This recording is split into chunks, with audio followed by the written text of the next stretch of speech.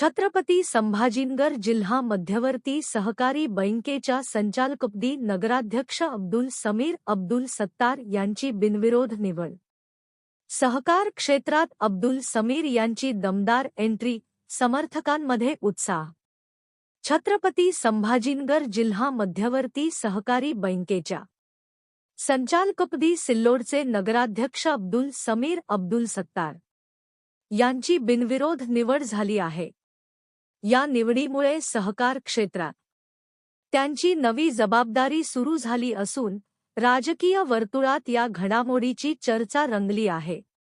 जिल्हा बँक ही शेतकरी, सहकारी संस्था आणि ग्रामीण अर्थव्यवस्थेच्या दृष्टीने महत्त्वाची संस्था मानली जाते।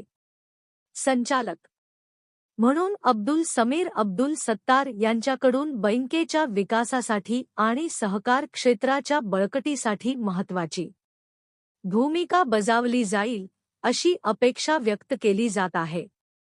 बिनविरोध निवड झाल्यानंतर समर्थक, कार्यकर्ते आणि सहकार क्षेत्रातील मान्यवरांकडून त्यांचे अभिनंदन करण्यात येत आहे। सिल्लोड प्रतिनिधी जिल्हा बँकेत अब्दुल समीर यांची एंट्री, संचालकपदी बिनविरोध निवड राजकीय वर्तुळात चर्चेला उधाण।